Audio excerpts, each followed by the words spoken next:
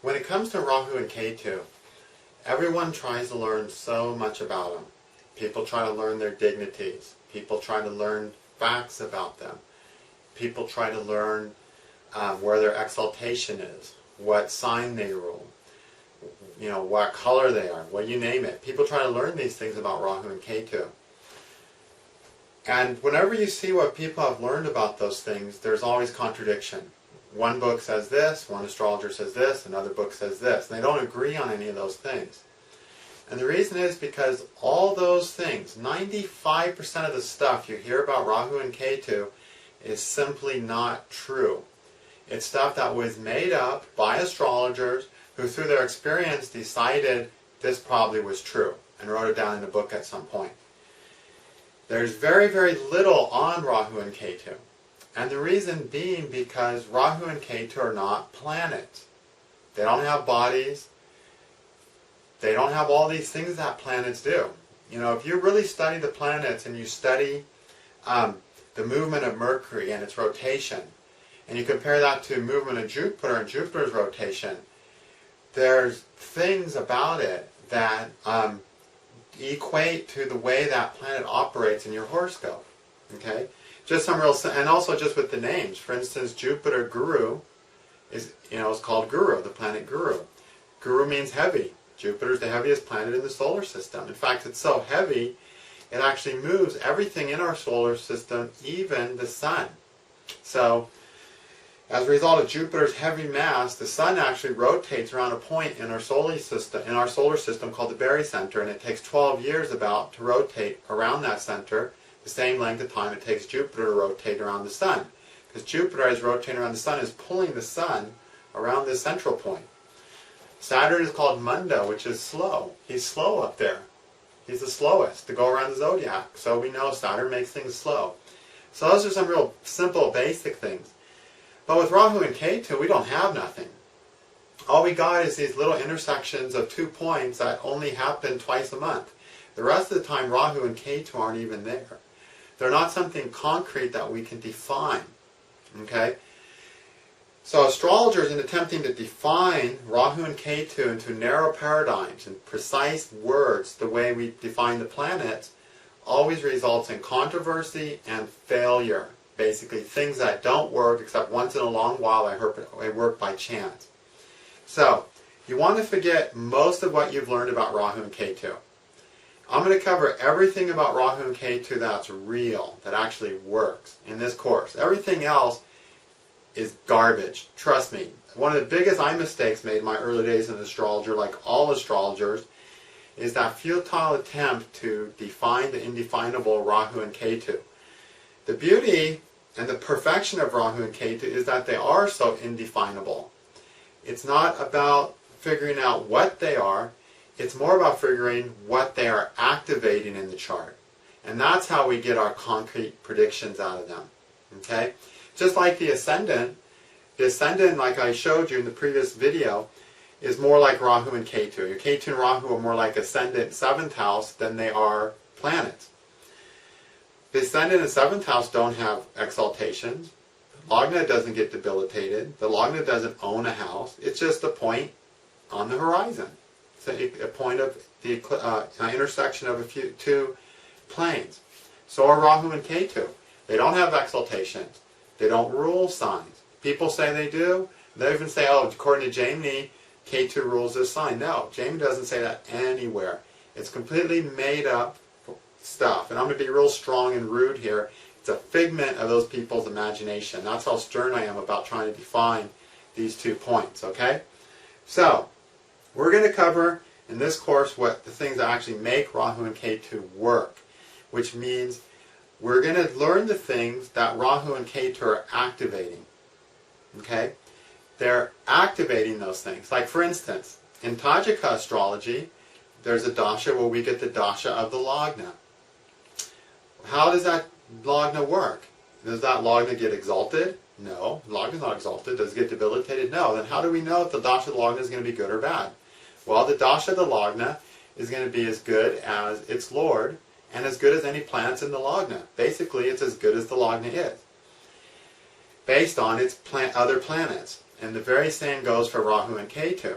They're going to produce as good as the things, the planets, that they're activating. Because that's what Rahu and Ketu do. They activate planets.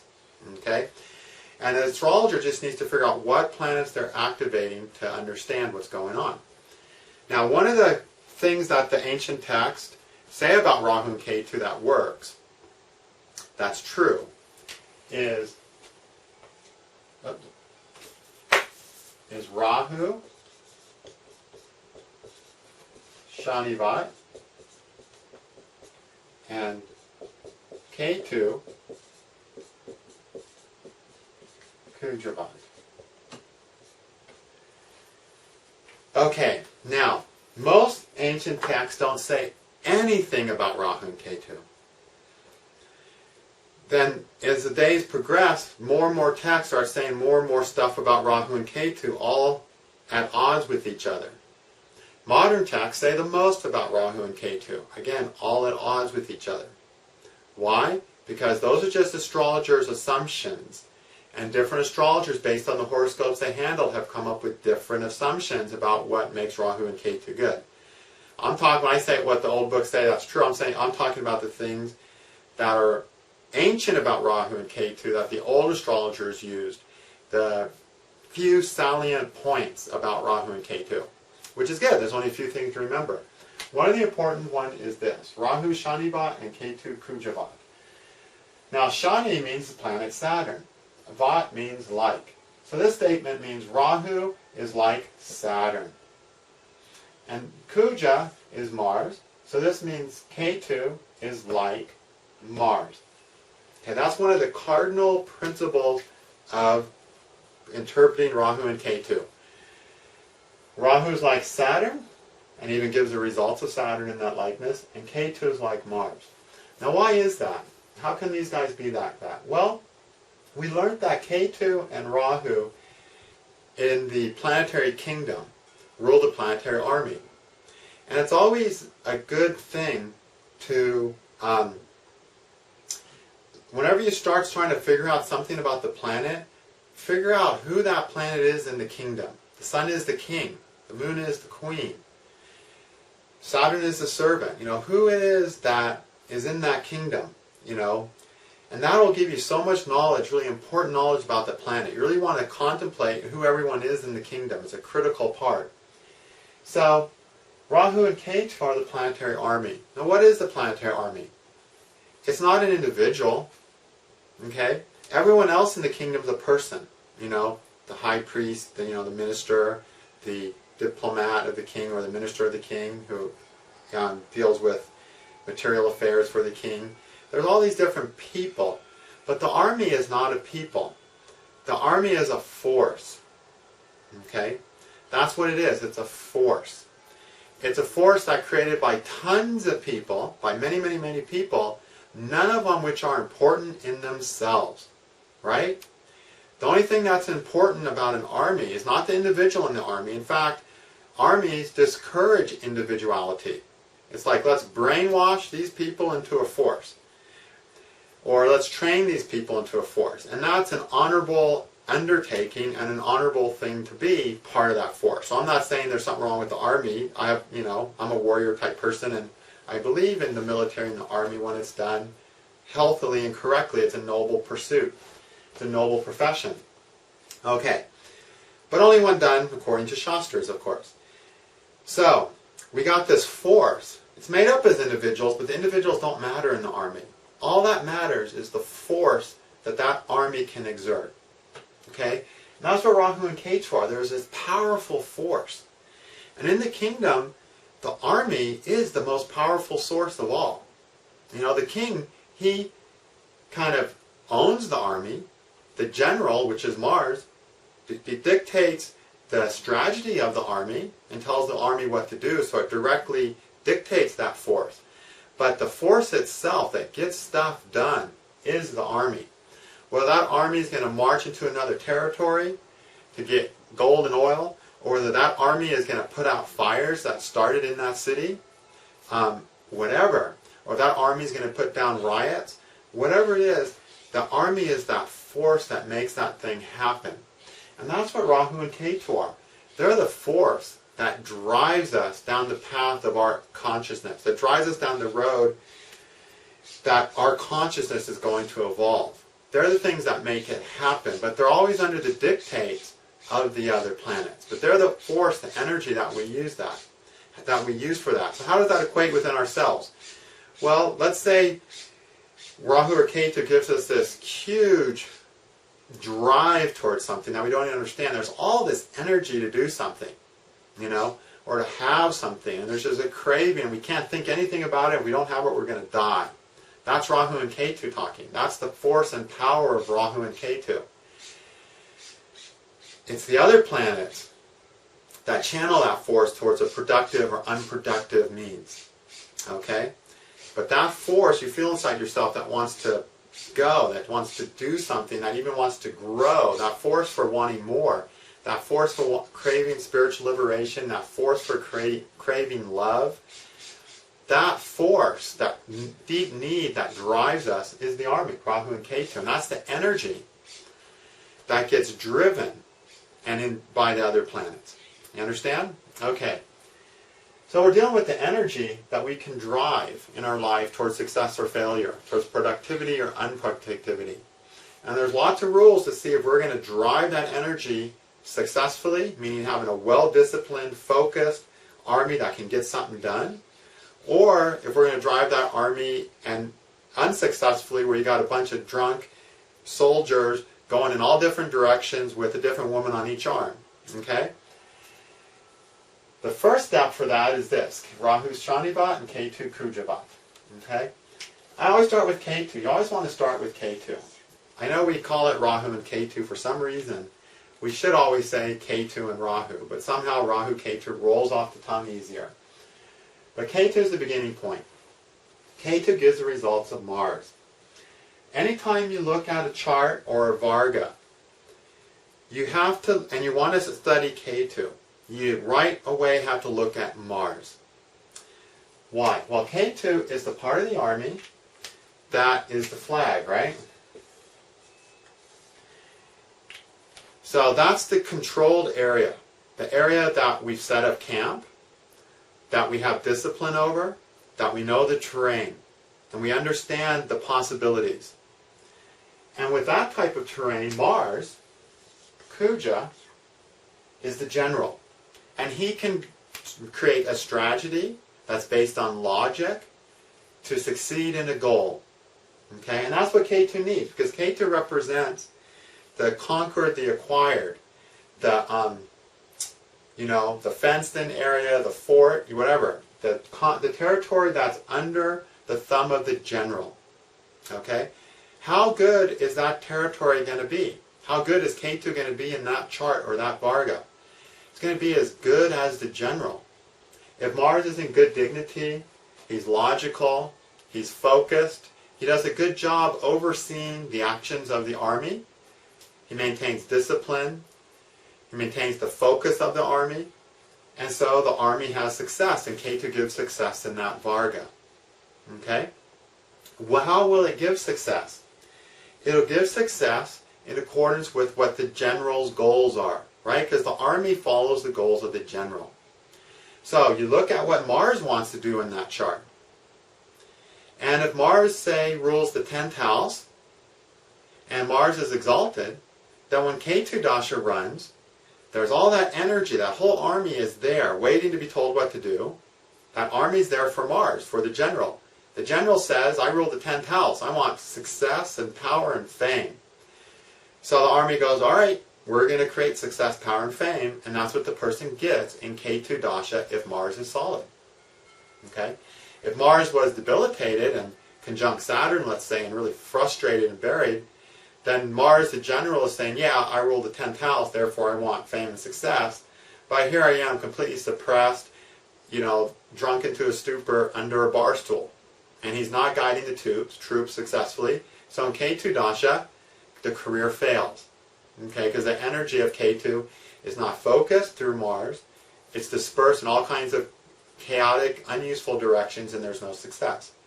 So you need to look at the general, the one who's driving Ketu, the force, the energy of Ketu. See, that general can keep the reins on the army and create a success of Ketu dasha. And the general Mars is always going to create success in the things that he rules, on the things that are important to him, because in any Varga chart, Mars is going to fight for, because that's his nature, he's a malefic, he's going to fight for and forge ahead for the things he rules. So whatever bhava Mars rules, those are the bhavas you're willing to fight for and forge ahead through your will and energy. And Ketu, in Ketu dasha or Ketu periods, that energy is available for Mars to produce that success with, of the things he rules.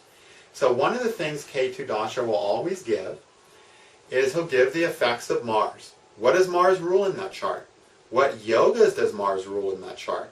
Is Mars conjunct the moon, which means it's a wealth-producing yoga?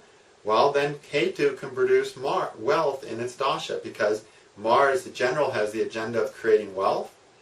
So Ketu gives him the energy to create that wealth in his dasha. Okay? But those things, of course, only be created if Mars is in good shape, good dignity, aspected by friends, things like that. As we'll cover later when we get into examples and stuff. So the principle I want to convey now is that force, that energy of Mars, of Ketu, is guided by Mars, the general. And the general is only useful in areas he knows. Okay, and again, Ketu is the area with the flag, the area that the general knows, the territory understood by the general to the general's ability, which means to Mars's well-being in the chart. So the general can master that. He knows the territory, he knows where the rivers are, he knows where what the weather is going to bring, what the seasons are like there, he knows what food is available to eat, he knows what type of diseases are present, he knows how he has the medical staff to deal with those diseases and so on. So he can manage that whole army towards success. Okay? But he's only good in that part of this territory, the part of Ketu, which is the part that is controlled. Then there's the part of the army that goes into the foreign territory. And that, of course, is Rahu, right? Rahu goes into those territories where we know nothing about. We don't know the terrain. We don't know what's edible. We don't understand the culture. We don't understand the people. Where our body's not equipped for the diseases and bacteria and viruses. We don't have the medical backup to deal with those conditions. The weather is completely indifferent, and so the soldiers are just getting killed by the weather. Either it's frigid, they're in Siberia and they've never had serious exposure to cold, or they're in, they're in Saudi Arabia or something, or trying to invade Afghanistan, and 3 months of training in the desert in, Joshua Tree does not prepare somebody to go to war in the desert, in a serious desert in the Middle East. So these are all foreign places where this army of Rahu has to forge into new territory where they know nothing about. At that point, the general can't do anything. The general is useless because he simply doesn't have the knowledge of the territory in order to use logic to command. Logic is the faculty of Mars. Every planet, every one of the 5 elemental planets, has a type of intelligence. The intelligence of Mars is logic, and it's a high faculty. If it's not logical, it's not true. Now, every type of intelligence has a weakness, and that's why we really need all 5 intelligences together to be a genius. If a person only has one type of intelligence, they'll be short on certain things. So the weakness of Mars, of logic, is that logic only works if you have all the parts in front of you. If you know what's in front of you, if you know what you have to deal with. So for instance, if you give someone with a good Mars a car motor, and that motor is completely taken apart, and you just drop all this metal and nuts and bolts in front of them, and you say, put this together and make it work. Well, through logic, since they have all the parts, they'll be able to figure out how to put that motor back together. Okay? Because all the parts are there, they can figure it out through logic, because it's logical how that motor goes together.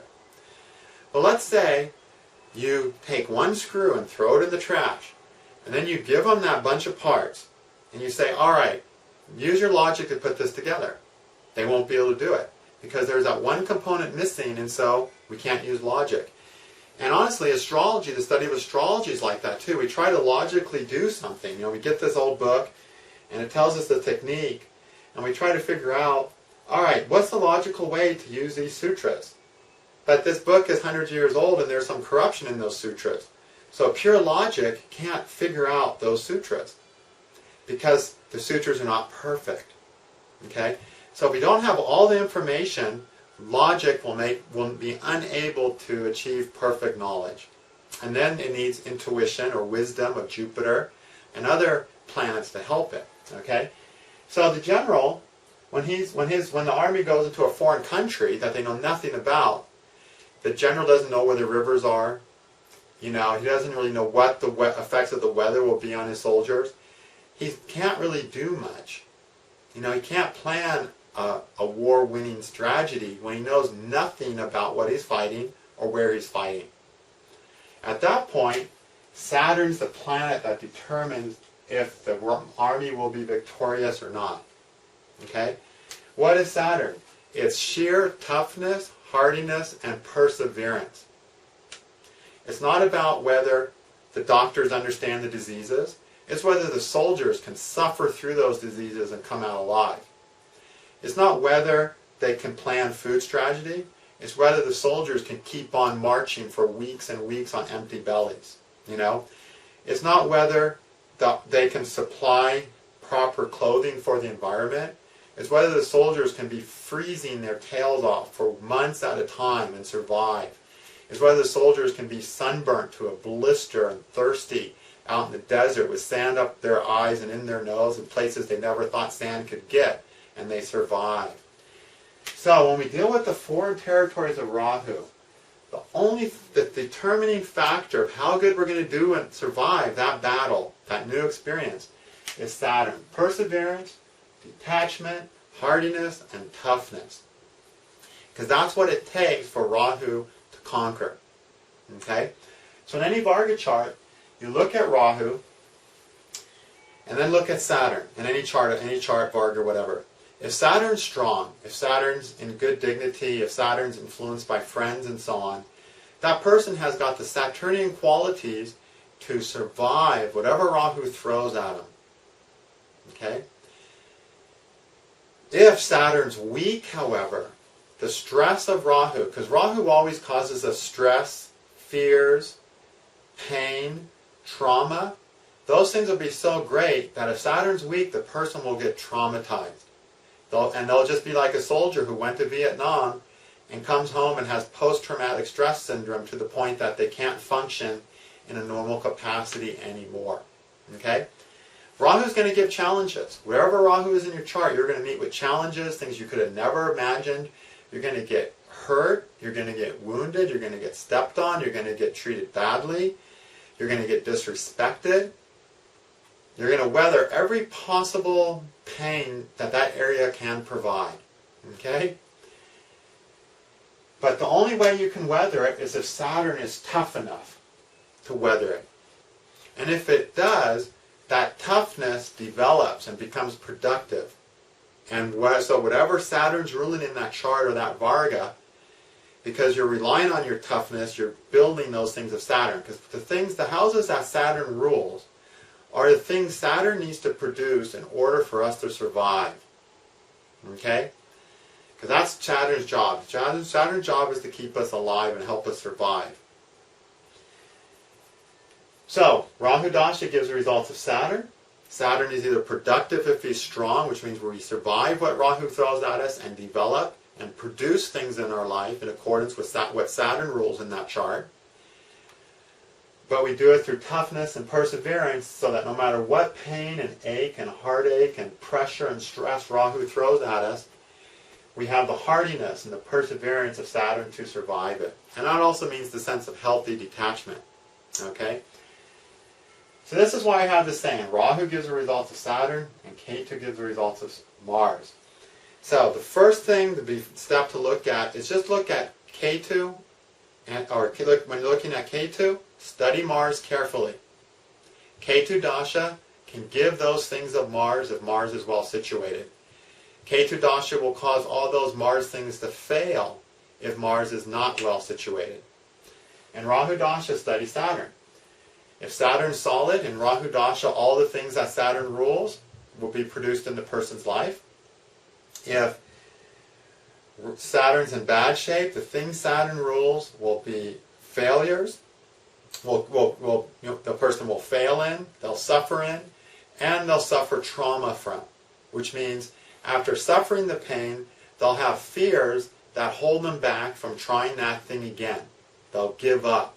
Just like the guy walking through the desert, thirsty, just finally says, I'm just going to sit down and die. Whereas the strong Saturn just keeps walking, even if he has to walk to the ends of the earth to get the water. Okay? Now, that's one part of what Rahu and Ketu gives. They also give some other things based on some of the other planets, but one of the important things they give is results of Saturn and results of Mars. I can't tell you how happy I was when I learned that rule. It just opened up a whole world of predicting with Rahu and Ketu. I remember thinking, oh, Rahu gives the results of Saturn, and Saturn over here is causing this powerful yoga for fame and success. So in Rahu dasha, the person gets the fame and the success. Okay? So, very important rule. One of the true principles of studying Rahu and Ketu. And again, Rahu and Ketu are a force, an energy source in the chart that gets channeled by the planets linked to Rahu and Ketu. And we have to find those planets and study them to determine if Rahu and Ketu are doing good or bad. Okay?